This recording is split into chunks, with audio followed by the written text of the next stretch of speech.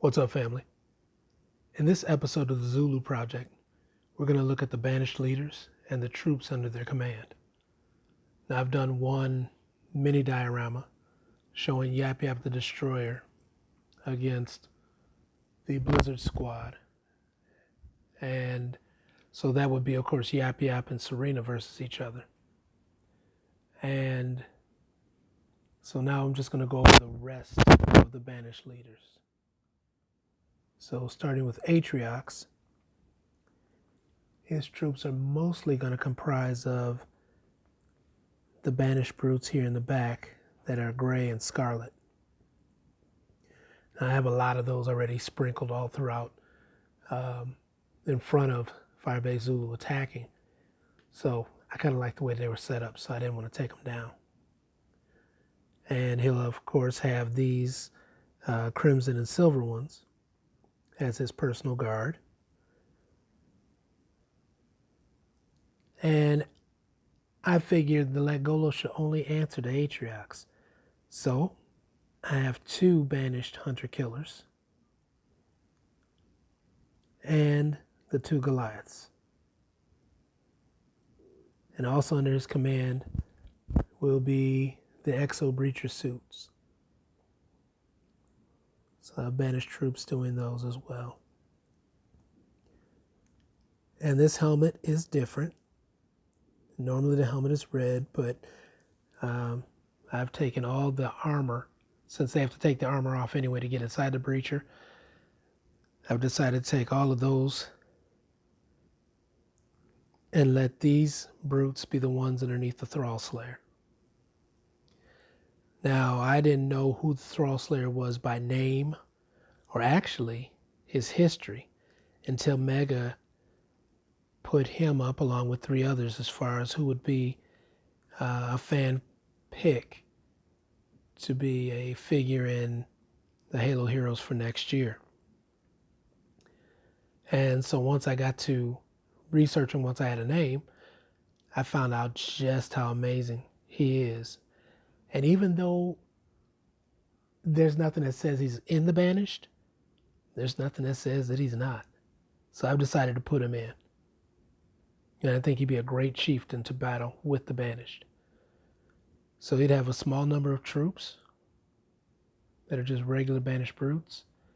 But under his control, he also has jump pack brutes and brute choppers. Now I'll add to the jump pack brutes and maybe even the choppers. I have more choppers, and I plan on adding more jump packs when the banished army building sets come out sometime early next year.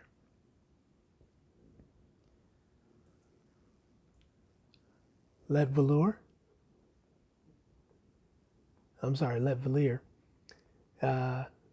is in charge of all my Ghost Riders. And like I said before, I will have a mountain that I'm in the process of building now that they will cascade down, sort of like the early scene in Halo Wars 2. Except for I have a lot more ghosts coming down than what you saw in that clip.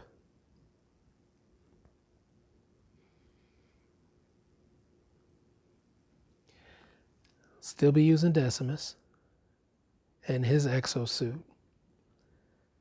And like I said before, these troops that are from the Battle for the Ark, they look like they belong just to him. Just looking at their color. But this is a lot of troops, so I decided that he should have a couple of leaders up underneath him. So I went with Vortis and Pavium. Now this version of Vortis and Pavium were done by a young man who does customs. His name is Wildfire.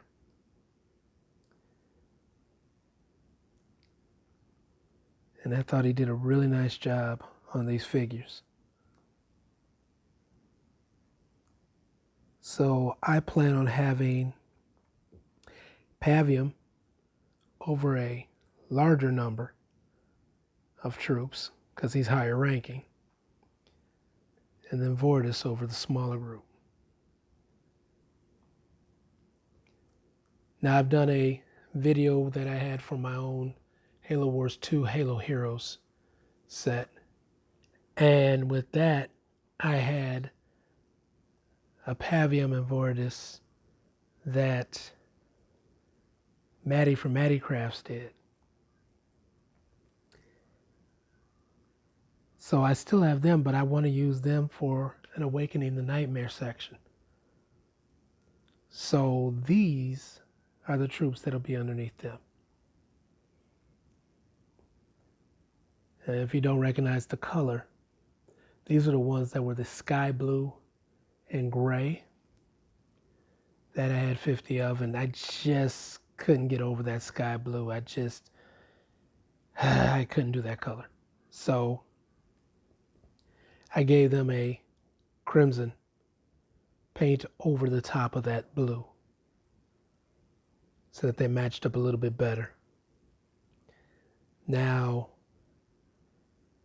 this may be more troops than will actually be up underneath them when I finally put that section of the ZULU Project together, just because I don't think I have enough flood to make it look really appropriate for all the troops. So I might have to take these troops and spread them out a little bit more. And I don't have all of the Banished brutes and so on pictured here. A lot of them I just left off, but this is about 2/3 of the army.